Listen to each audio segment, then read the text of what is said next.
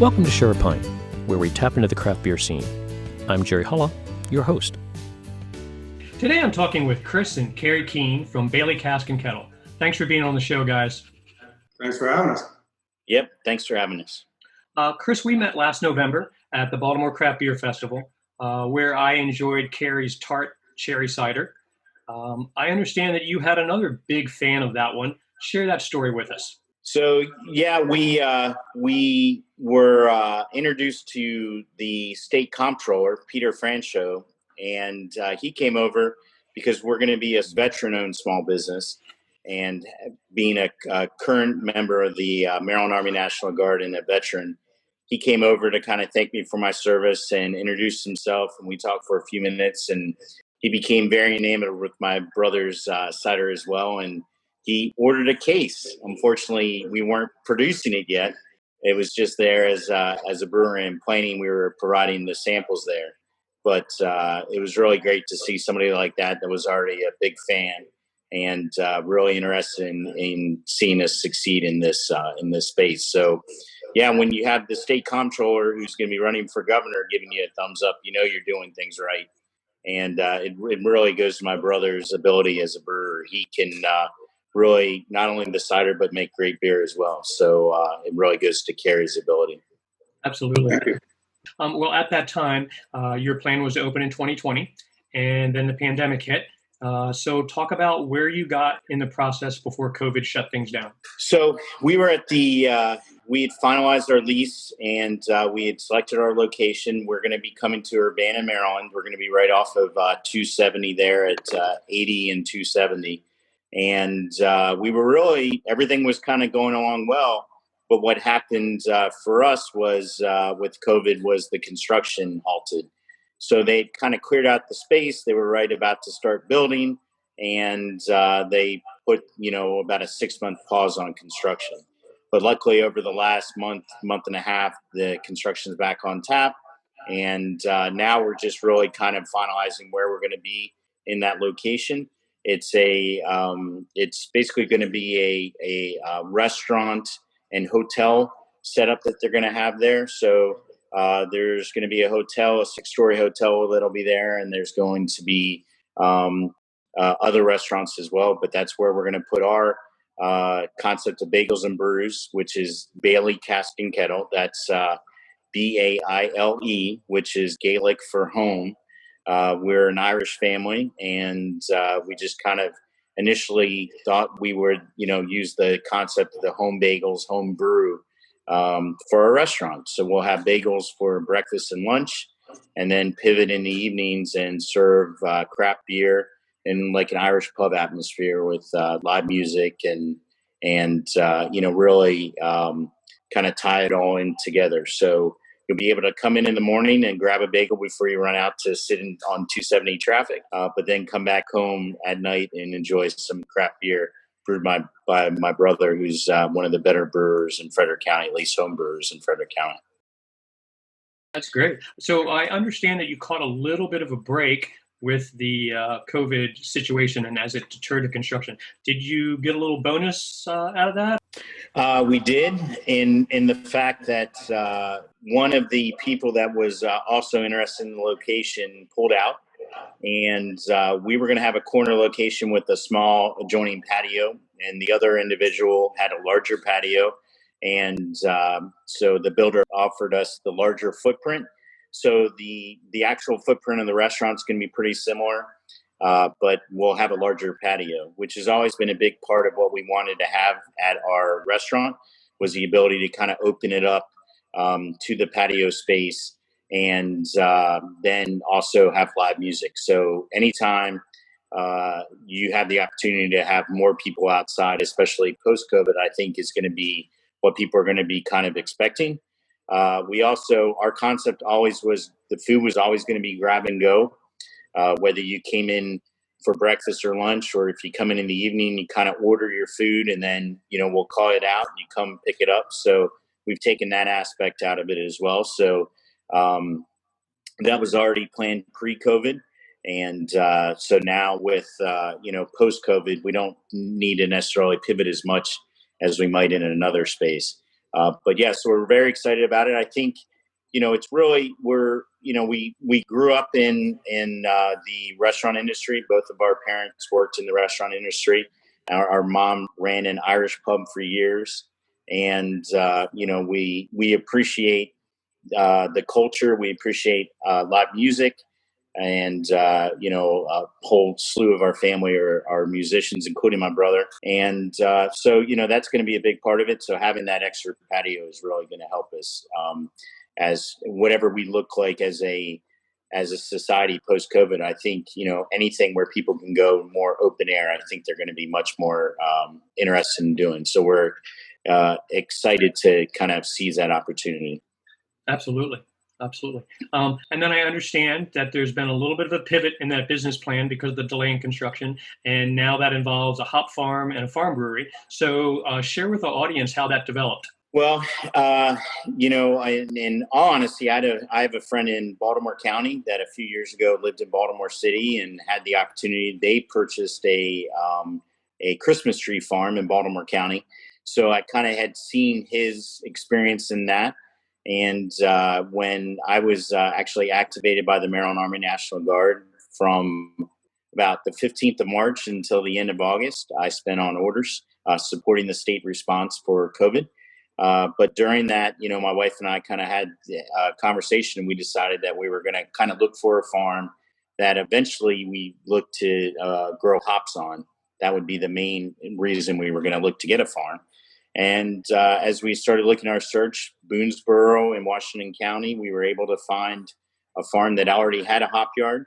Not only did it have a hop yard, but it actually already had brewing equipment on site. It was a home brewer, but he had a pretty impressive system, as my brother will explain. And so a third of his barn is already set up for brewing equipment on site. So we were able to kind of pivot, because even as construction is now, it'll probably be about a 6-month window before anything's even a shell for us.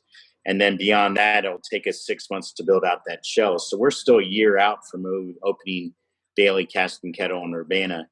And so this gives us the opportunity to kind of feel out our own hop farm, and then allows my brother the opportunity to start, brewing small batches of beer and, kind of feel that out before we move into the site in Urbana. And then we're even hoping to turn the other 2/3 of the barn into its own tasting room here in Washington County and get people out here giving us some feedback on our beer, hopefully next spring. That way, when we're open next late summer, early fall, we've already brewed some of our beer and get an idea of what people enjoy and, what we want to do in Urbana. And I'll let Kerry kind of speak to the system and some of the beer that we're already looking at producing. The farm he purchased came with a spike brewing system. It's a 15-gallon all electric. So it's a big homebrew setup. It will allow me to experiment a lot, kind of have an off-site pilot system for the future Bagels and Brews, and give me a lot of room to kind of play with stuff, whether I want to do some open fermentation or just explore a lot of dial in the beers. That's the most important part. I think having a good product out there and having is the most important. You don't want to just meh people. You have to have a good product. I think that's the only way to survive, really. So tell me, as the brewer, when you got to see the hop farm and the equipment that was there, what was your thoughts? I was super excited. I couldn't wait to get in. Talk to I need to reach out to a couple of my friends. I work with Tom Barst for Frederick Beer Week, and he was the original farm brewery in Maryland. So I'm going to reach out to him and ask a lot of questions and give I just can't wait to get working on that system and play around. That's awesome. Let's go ahead and circle back and talk about the concept behind what's now going to be called Bagels and Brews. So share the story of how that got started. No, I'll just start. Yeah, Christopher was in Afghanistan, and he was deployed in Afghanistan, and he was having some dental work done, I think. So we were on the same. He was up late at night, and he was able to call and we were talking. He just said, "Man, you're still brewing, right?" I said, "Yeah, as much as I can. Family gets in the way, and I don't brew as much as I did, say 6 years ago, but I'm still brewing." He said, "I really want to do something with bagels and brews. What does that sound like to you?" And I was like, "I mean, it sounds good to me. Yeah. I love bagels. I love brews, obviously, and I think it's a cool concept. It's something I could play around with a lot of beer styles, either, and Christopher can play around with the bagels, reusing, do it like a stout bagel or something like that. That's kind of how we started brainstorming from afar, just over chat, and I don't know. You were the one there, man. He did all the business plans, and he was the brainstorm of it. Yeah. So for me, what really transpired, it was my fourth overseas deployment, my second time in Afghanistan, and unfortunately, I came down with a horrible tooth problem, and for the better part of a couple weeks, they had tried a root canal and it did not take, which I didn't know that was even an option for root canals, whether or not they work or not work. But the one they gave me didn't work. And so for the better part of 2 weeks, I couldn't sleep at night, which was not necessarily a bad thing because that put me on the same timeline with everybody back home. So I was able to kind of brainstorm at night because I'd do my normal day, kind of cat nap, and then I would work at night. And I kind of had a conversation with my brother because my brother is kind of underselling it, but he's been a big part of Frederick County here in Maryland, the home brew scene in the area. And he's really made some exceptional beers for a while. And I know that he's had, breweries all the way out to the West Coast kind of, show interest in a lot of his beers. And I keep talking up. My brother doesn't talk up himself, but did you want to mention, Kerry, the Elysium bit? I was always impressed by that. You didn't even mention that. Oh, well, that was way back in the day. I won the initial Beer, Bacon Music Festival. I won first place in porters and stouts, and so my milk stout won the contest, and I won. The prize was a trip to Elysium to go brew your beer. This is pre-sale and flop over to Ambev, so things got mixed up in the thing. I never did fly out to brew my recipe, but it's one of those notches I like to. It was a win for me. Absolutely. You got to follow up with those guys and say, "Look, you guys still owe me a trip out there. I've got a beer for you." It's stout season. It's starting to get cooler. It's perfect time for it. He makes some amazing stouts. Yeah, that could be a collab down the road somewhere maybe. But I'd like to see Maryland, honestly. So I just kind of sat around one day and I said to some of the guys I was deployed with, I said, "Would you go to a place that served bagels and beer?" And of course, you're in the middle of nowhere, and both of those things sounded really good to everybody. And so I kind of worked it with the guys I was deployed with. And then I had a couple mentors that are in the restaurant industry and kind of threw it by them, and they liked the concept as well. And so we wrote it up that, the company is Baile Cask Kettle, which kind of ties back to, our Irish roots. But really what it really will come down to is it's bagels and brews. So we'll have bagels, we'll have the craft beer. And as a veteran-owned business, we're also going to be serving Black Rifle Coffee. Black Rifle Coffee Company is a veteran-owned business and one of the fastest-growing coffee companies in the U.S. So we're going to feature their coffee.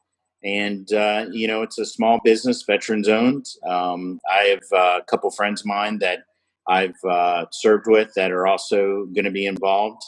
And it just gave us the opportunity to kind of put something together. I really kind of busted my rear end, so to speak, on the business plan while I was over there. And then kind of showed it to people here back in the States. And in some ways, the ball got rolling. It was like pushing a snowball down the hill. Before I knew it, it was kind of out ahead of me and rolling ahead. But, we're really excited about the opportunity to bring a small business, family-owned small business into Urbana. So, that's kind of how it all came about. Awesome. That's great. So this is for really either of you, but maybe a little bit with Kerry being that brewer. Is your focus going to continue to be at this point on the construction and the physical build outs for the business, looking towards opening, or is this going to be about brewing and getting some product out and getting some brand recognition so that people are really aware of what you're doing while they're waiting for the, either the Hop Farm Brewery to open or for Bagels and Brews? Yeah. So the biggest thing for me is dialing in my beers. Anytime you change systems, I'm used to doing a lot of home brews, converted coolers and stuff like this. This is going to be an electric system. It's going to take some time to get used to that. But on the flip side, I want to get my beer dialed in, and I want to share it with people that know good beer. And the good thing about Foam, which is the Frederick Original Ale Makers, that's the homebrew club in Frederick. We've got a lot of BJCP judges. It's just a great sounding board for me to finally bring my beer, be able to share it with them, and get some feedback before I have a finished product to taste. Early on, like when Adroit Theory first started, they had a program where they weren't allowed to sell yet. So what they would do is just, they would bottle it and ask you to come pick it up and then give tasting notes in return.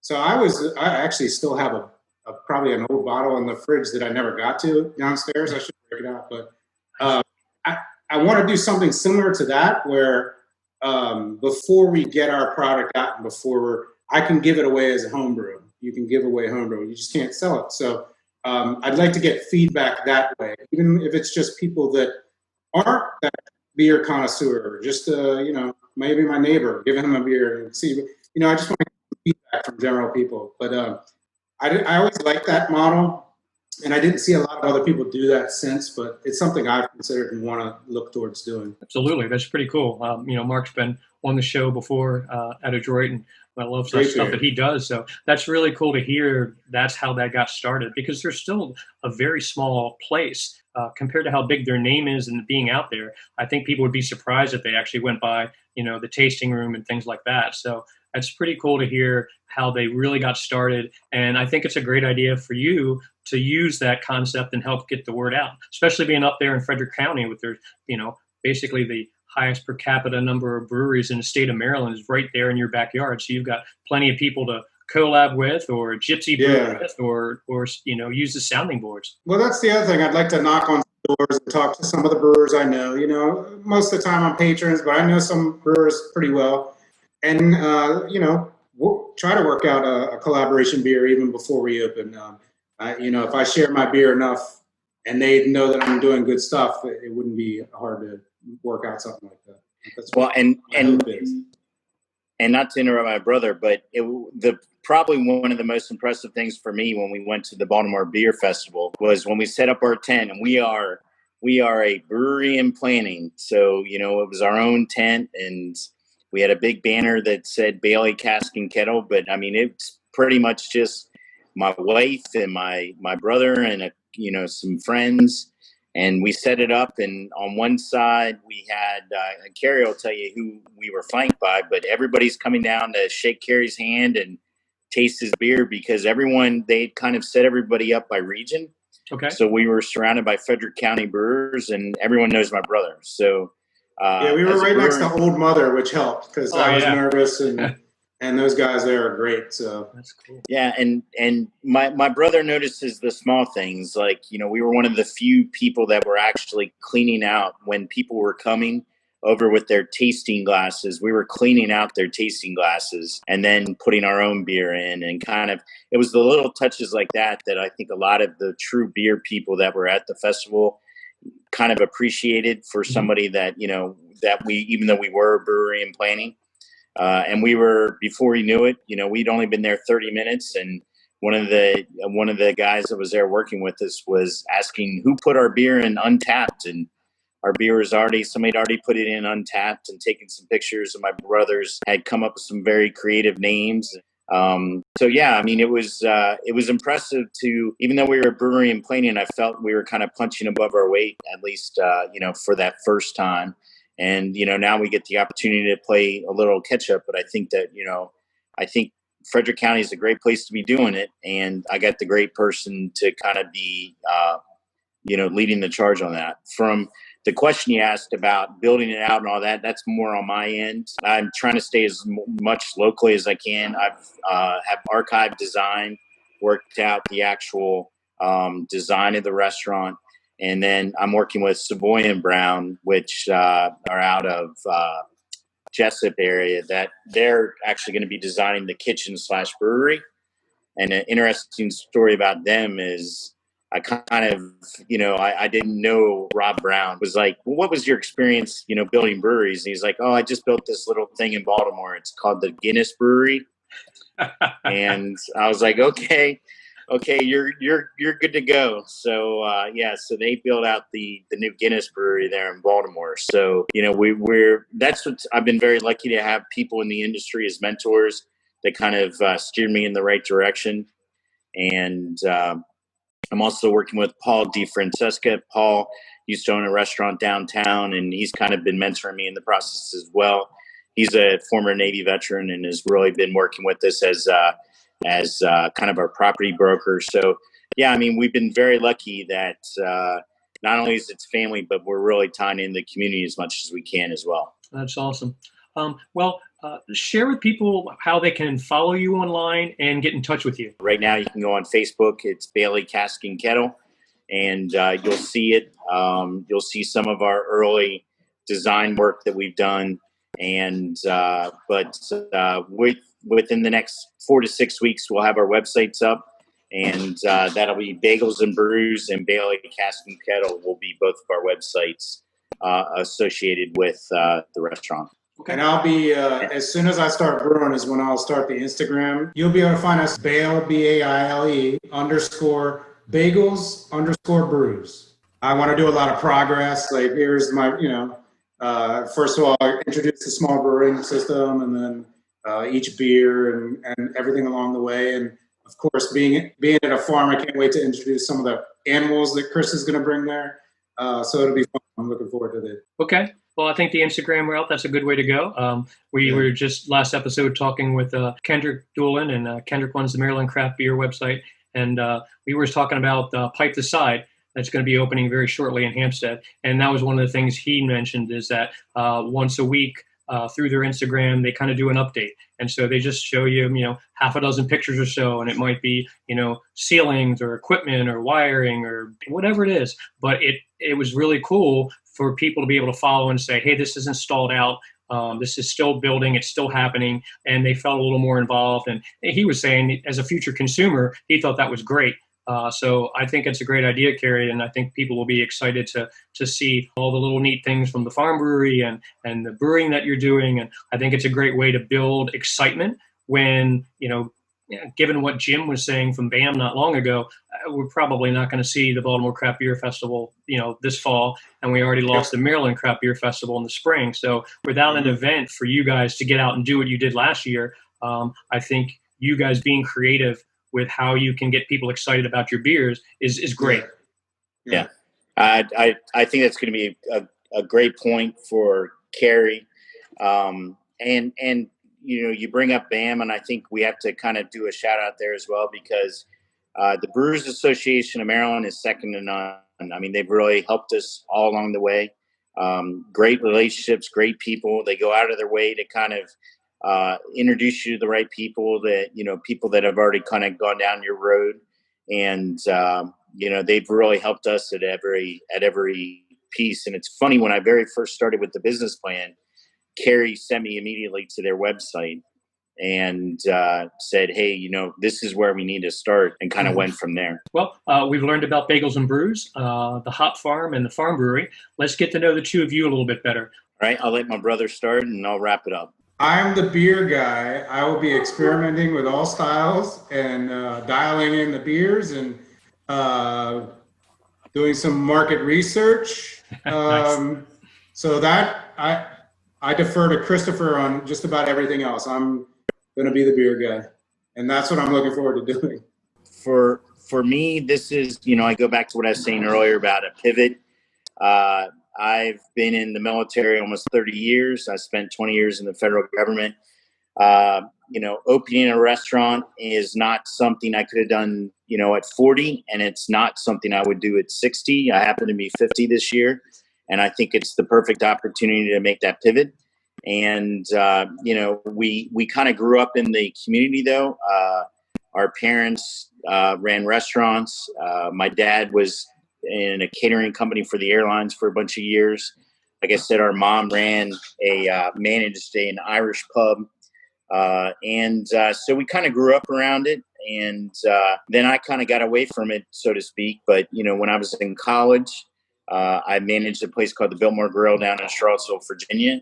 A lot of the reason I'm doing what I'm doing came out of my time in Charlottesville, whether it was managing the Biltmore or going to a place called Bodo's Bagels, which is why I love bagels and why I know that the bagel concept works, is I've seen it work in Charlottesville. So, we came to the crossroad as a family where, this gives my mom an opportunity to kind of help us.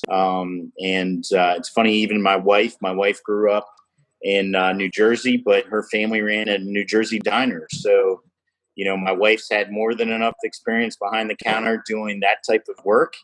And so we looked at this as being an opportunity for everyone. And it's something, I have 2 boys and Kerry has a son, Ryan. It's going to give our kids the opportunity to kind of grow up around what we grew up around.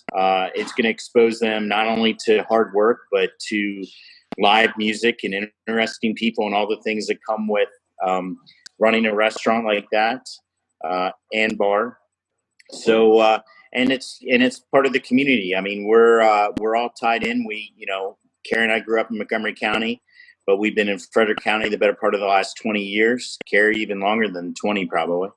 And so we've been part of this community. I've been in the Maryland Army National Guard for the better part of the last 20 years. So, we're born and raised in Maryland. We're born and raised in this area. We're really looking forward to the opportunity to make our mark in the community and kind of make the community a better place. So, and I think that's what people are going to find when they come here is, they'll come there in the morning, have a great breakfast. It'll be fast and it'll be, something where they can come in and out pretty quickly.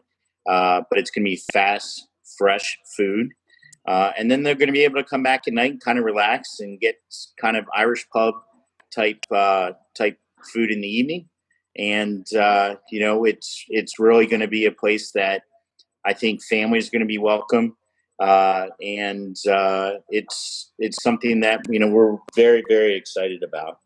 But, so we're making a pivot as a family. It'll be at least 3 generations will be in there at one time working. So my mom will be in there, my brother and I, and then our kids will be in there at some point helping. So as well as both of our spouses. So it's really going to be an opportunity that we're going to take on as a family. That's pretty awesome. I mean, that definitely sounds like, we keep hearing about family and keep hearing about your background. So many people connected to the restaurant and brewing industry. So it sounds like that's probably the biggest factor behind you guys staying committed to this project during these difficult times, as well as what's going to make you successful is this family and sense of community.